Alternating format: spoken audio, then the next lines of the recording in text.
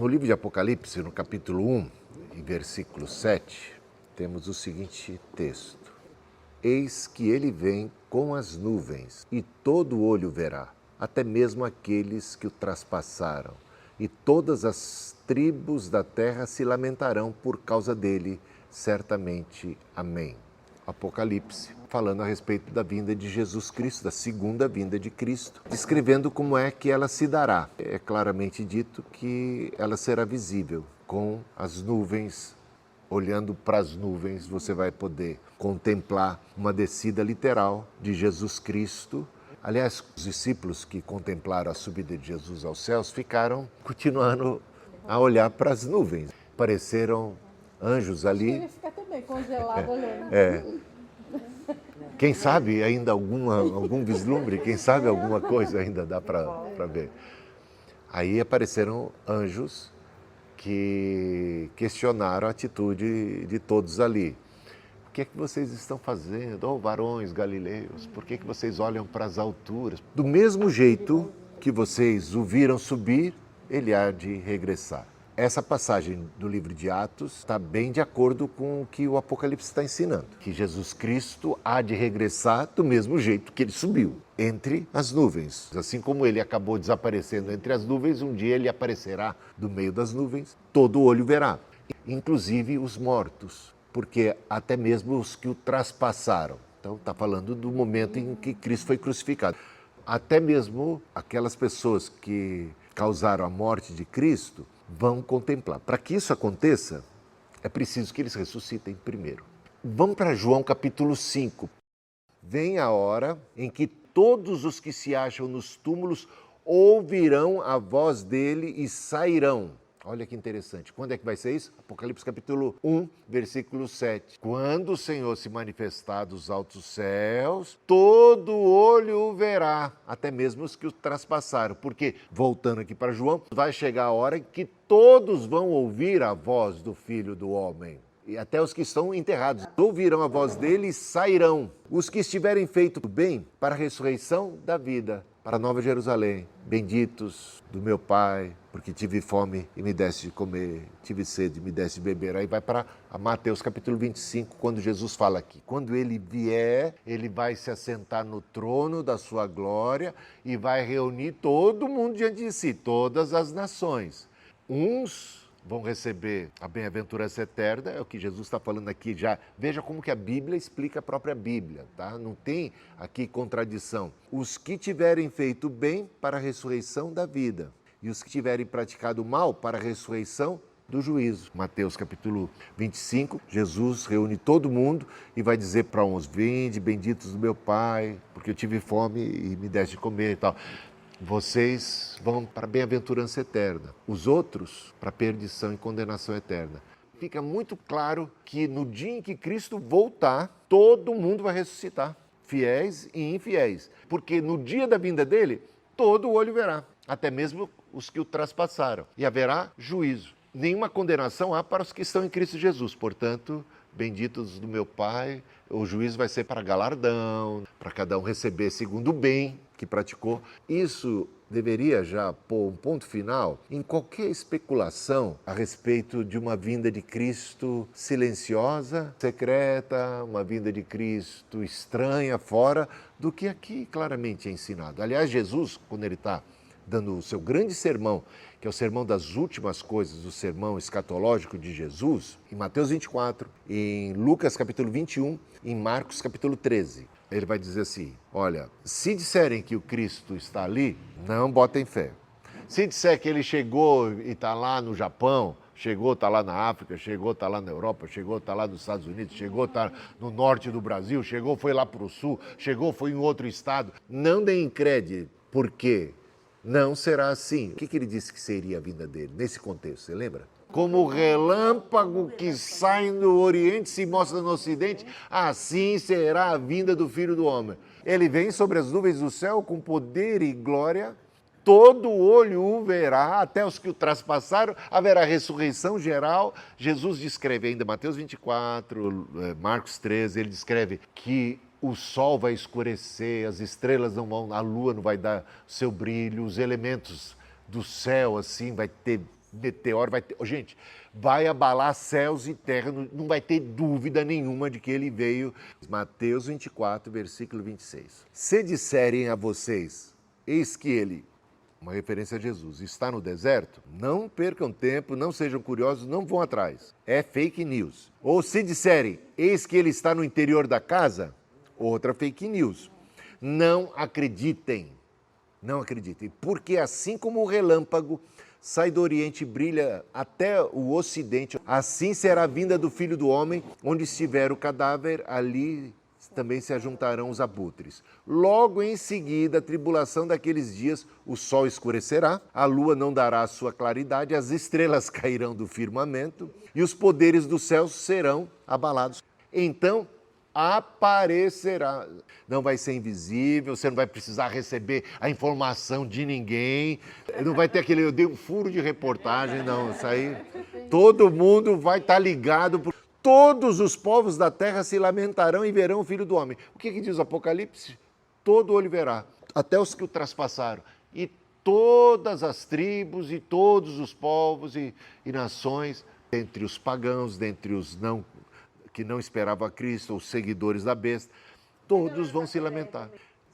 Verão o Filho do Homem, todo mundo, inclusive aqueles que vão lamentar, eles vão ver o Filho do Homem vindo sobre as nuvens do céu com poder e grande glória. E ele enviará os seus anjos com grande som de trombeta, os quais reunirão seus escolhidos dos quatro ventos das extremidades da terra, arrebatamento da igreja. Então, quando Jesus voltar, a vinda dele vai ser como ele subiu, sobre as nuvens há de descer. Como um relâmpago sai do Oriente e se mostra no Ocidente. De maneira visível, céus e terras vão abalar, Cristo vai vir. Quando Jesus voltar, nós, os que estivermos vivos, não vamos ter privilégio em relação aos que morreram em Cristo. Os que morreram em Cristo vão ressuscitar primeiro do que nós sermos transformados. Porque todos seremos transformados. Os que ressuscitaram vão receber um corpo glorificado. Instantes antes de nós, os que estivermos vivos, iremos também ser transformados e vamos receber a mesma qualidade de corpo indestrutível, preparado para a eternidade, glorificado. Vão ser arrebatados. Os que ressuscitaram, os que estão aqui, mas eles em alguns instantes vão perceber essa segunda vinda, vão ressuscitar, vão receber o seu corpo glorificado e nós vamos nos encontrar com eles, vamos ser arrebatados juntamente com eles e estaremos com o Senhor para sempre e vamos acompanhá-los na sua parousia. A palavra parousia é muito importante aí, porque parousia era exatamente o termo do retorno dos reis depois que iam para o campo de batalha com seus exércitos, quando eles eram vitoriosos, traziam os cativos, traziam os tesouros, o rei vinha na frente. É um negócio assim da história. Parousia é o retorno do rei. E aí as cidades normalmente naquela época eram cidades com fortaleza e tinham ficado na cidade o povo que não fazia parte do exército, pessoas nobres, autoridades. Quando eles recebiam a notícia de que o rei estava já chegando, acompanhado do seu exército, os nobres que estavam na cidade aguardando a chegada do rei, com muita alegria, eles saem da fortaleza, eles vão ao encontro dele no caminho, se juntam ao seu exército, e é aquele comitê de boas-vindas. É aquela honraria que essa turma mais nobre está dando ao rei que está chegando. Nós, os que estivermos vivos, juntamente com os mortos em Cristo, ressuscitaremos, iremos ao encontro dele e o acompanharemos na sua descida. É isso. Ele vem sobre as nuvens do céu com poder e glória. Os mortos ressuscitarão. Os que são de Cristo vão receber já um corpo glorificado para a eternidade e vão ser arrebatados. Só que os que morreram em Cristo serão ressuscitados. Os que estivermos vivos não vão passar pela morte. Vão ser transformados, vão receber o corpo glorificado. Vão se juntar aos que ressuscitaram, vão subir ao encontro do Senhor e o acompanharão junto com os anjos, junto com todo mundo lá. É o cortejo de boas-vindas. Nós somos do rei, nós damos as boas-vindas ao rei. O termo parousia significa exatamente isso. Jesus está dizendo assim, ele vai vir e vai enviar os seus anjos para recolher aqueles que são seus. Ou seja, é o arrebatamento que se dá. E o acompanham. O que Jesus falou em João capítulo 5? Todo mundo vai ressuscitar. Uns para a vida eterna, outros para o juízo. Só o ato dele voltar, promover a ressurreição geral. Só que dentre os ressuscitados, aqueles que são seus já vão ser destacados, o juízo já está acontecendo aí. Vão ser destacados, vão receber um corpo glorificado, vão se unir a ele. E os que estão vivos e que são de Deus serão arrebatados, vão estar... Já se deu a separação. Vinde benditos do meu Pai, porque tive fome, desse de comer, vocês são meus, vocês são lavados pelo sangue de Jesus, já se deu a separação aí. Ele vem para julgar os vivos e os mortos. Só que nenhuma condenação vai ter para nós. Agora veja só, Mateus 24, a partir do versículo 36. Mas a respeito daquele dia e hora, ninguém sabe. Bom, mais uma vez, algo que vai de encontro a qualquer teoria de que haveria um arrebatamento secreto, 7 anos depois, uma segunda vinda manifesta. Se você data o dia do arrebatamento, conta 7 anos, então você já está podendo marcar a volta de Cristo Jesus. Daquele dia e hora, ninguém sabe. Pois, assim como foi nos dias de Noé, versículo 37, assim será também a vinda do Filho do Homem. Pois assim como nos dias anteriores ao dilúvio, comiam, bebiam, casavam e davam-se em casamento, até o dia em que Noé entrou na arca, e não o perceberam, até que veio o dilúvio e os levou a todos. Assim será também a vinda do Filho do Homem. Então 2 estarão no campo, um será levado e outro será deixado. 2 mulheres estarão trabalhando no moinho, uma será levada e a outra será deixada. Portanto, vigiem, porque vocês não sabem em que dia virá o Senhor de vocês. Repare bem, Noé tinha pregado, o dilúvio vai vir, mas nenhuma nuvem no céu. E as pessoas casavam, zombavam de Noé, não estavam nem aí, até que veio o dilúvio e pegou a todos de surpresa. Eles quiseram entrar na arca, mas a porta estava fechada. Quem fechou a porta? Deus mesmo. Acabou a época da graça, da oportunidade. Fechada foi a porta. E eles foram levados pelas águas do dilúvio. E os levou a todos, é o que diz aqui. Aqueles que não estavam na arca foram levados pelas águas do dilúvio. Foram deixados vivos, intactos. Quem? Noé e a família. Toda aquela série de deixados para trás ensina isso? Ensina tudo ao contrário, não é? Errais por não conhecerdes as Escrituras. Gente, repetindo, vai ser como nos dias de Noé. Veio o dilúvio e os levou a todos. Então, 2 estarão no campo, um será levado e o outro será deixado. Quem foi levado está na boa ou está na pior? Está na pior. Gente, quem foi levado está na pior. Não, vamos voltar para... Olha, por isso que eu quero que vocês... Leia aqui. Vou voltar aqui, ó. Vou repetir as palavras de Jesus. Versículo 37. Guarda bem, mas acompanha o raciocínio de Jesus. Pois assim como foi nos dias de Noé, assim também será a vinda do Filho do Homem. Pois assim como nos dias anteriores ao dilúvio, comiam, bebiam, casavam e davam-se em casamento até o dia em que Noé entrou na arca. Ele entrou na arca e não o perceberam, até que veio o dilúvio e os levou a todos. Levou quem? Os levou a todos. Quem foi levado aqui? Os perdidos. Então, levados nesse contexto são sempre os que se perdem. Foram levados pelas águas da condenação e do juízo. Levados, foram afogados, foram levados por ela. Chegou o dia do juízo. Aquelas águas os levaram. Agora continua o raciocínio. Primeira coisa que você tem que entender é isso. O que significa levados aqui?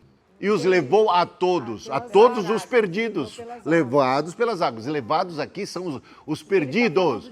Guarda essa informação que é importantíssima. Quem vai permanecer com Cristo? Quem vai herdar essa terra? Os mansos herdarão a terra. Levados pela condenação que não vão herdar nada, não vão herdar um novo céu, não vão herdar a nova terra, serão levados para o lago de fogo, serão levados pela perdição. E a mesma coisa, 2 estarão trabalhando. Uma será levada e a outra será deixada intacta, deixada preservada, assim como Noé foi deixado intacto. Agora, mais uma outra passagem, com ela a gente termina. 2 Tessalonicenses, capítulo 1. Pois, de fato, é justo para com Deus que ele retribua com tribulação aos que causam tribulação a vocês, e que dê a vocês que estão sendo atribulados alívio juntamente conosco, quando do céu se manifestar, mais uma vez a vinda de Cristo é manifestação, é manifesta, se manifestar o Senhor Jesus com os anjos do seu poder, mais uma vez é mesmo contexto, não tem ensino diferente aqui, em chama de fogo, tomando vingança contra os que não conhecem a Deus. Portanto, quando ele vier, nesse dia vocês vão ser o quê? Consolados. Os outros vão receber a tribulação, o justo juízo, a condenação. É o mesmo dia, não tem separação, é no mesmo dia da vinda manifesta de Deus, tomando vingança contra os que não conhecem a Deus e contra os que não obedecem ao Evangelho de nosso Senhor Jesus Cristo. Esses sofrerão penalidade de eterna destruição. É o juízo final que acontece na ocasião da segunda vinda de Cristo. Banidos, levados, é boa aqui, dá para combinar, banidos da face do Senhor e da glória do seu poder, quando ele vier, olha só esse versículo 10, gente, quando ele vier naquele dia para ser glorificado nos seus santos e admirado em todos os que creem. No dia em que ele vier e for admirado e for glorificado, e o encontro, o arrebatamento dos seus santos é no mesmo dia em que se dará o juízo eterno dos que não são de Cristo. Tudo coerente. Do começo ao fim, Apocalipse nós lemos o Evangelho de João, lemos o Evangelho de Mateus, lemos Paulo. Gente, é difícil ser mais claro que isso. Segunda vinda de Cristo é um evento manifesto, todo olho verá. Nesse dia se dá a ressurreição, a consolação e o encontro com o Senhor nos ares, e nesse dia a vingança e o juízo contra todos aqueles que vão ser banidos da face de Deus, e novos céus e nova terra. Isso vai reinar aqui, então. Certamente ele reinará. Agora, o trono de Deus é sempre visto no céu. Pode ler Apocalipse. Toda vez o trono de Deus está no céu. Haverá uma nova Jerusalém, uma nova terra. Ele vai reinar aqui, mas a terra será nova, renovada. Ele vai ser o templo, ele vai ser a lâmpada, não vai haver mais sol, ele vai ser a água, ele vai ser a vida, ele vai ser a nossa vida. O céu e a terra vão se fundir. Novo céu, nós vamos para o céu, mas é nova terra. Nós vamos ficar numa nova terra. E todo o propósito eterno de Deus se cumprirá. Essa terra será renovada, porque a Bíblia diz que a natureza a um só tempo suporta angústias até agora e geme, suportando angústias. E nós também gememos. Ela aspira pelo dia da manifestação dos filhos de Deus, porque também será o dia da redenção da própria criação. Porque Deus, tudo que fez, Ele vai resgatar. E tudo que Ele fez encontrará o propósito, a razão de ser da sua existência. Todas as coisas vão convergir para Deus, para Cristo. E Ele reinará sobre tudo e todos. Vai acabar todos os problemas que nós temos. Vai acabar diabetes, colesterol? Sim. Meu marido, eu vou reconhecer. Claro que vai. Se você não reconhecer seu marido, você não vai reconhecer mais ninguém, não é? Porque a gente às vezes se preocupa com a questão da memória, porque a memória pode trazer tristeza para nós, não é? A memória é uma das coisas que nos conectam com coisas boas e com coisas ruins. Até as coisas boas nos fazem chorar, né? De saudade. O Senhor Jesus vai enxugar do nosso rosto toda lágrima. Ele não está prometendo. O Senhor Jesus, naquele dia, vai apagar da sua memória todas as memórias ruins. Não precisava nem enxugar lá. Então não vai precisar enxugar a lágrima. Ele vai enxugar a lágrima, significa, ele vai te dar uma consolação tão suprema, tão tremenda, tão maravilhosa, tão compensadora, explicações homéricas, clareza, paz, alegria e tal, que não vai ter uma única tristeza que não tenha uma boa resposta da parte de Deus e que não tenha paz no seu coração, sabe, que não tenha alegria. Então você vai poder... Porque senão a gente não vai nem poder ser grato. Como é que eu vou poder ser grato a Deus por alguma coisa? Porque louvores a gente vai dar, porque a gente sabe muito bem que foi pecador. Foi graça, irmão. Não, a gente não vai ter uma impressão, a gente vai saber que não merecíamos que chegamos. Aquela multidão de mártires na glória, eles estão diante do Senhor e eles começam a dizer assim: até quando, ó soberano Senhor, não julgas e nem vingas nosso sangue? Eles estão conscientes de que foram martirizados. Eles estão clamando por justiça no céu. E no capítulo 7, que eles tenham suas lágrimas dos olhos enxugadas. Nós não vamos ter a mente apagada. A gente vai ter toda a consciência de tudo e por isso vamos ser muito mais gratos a Deus.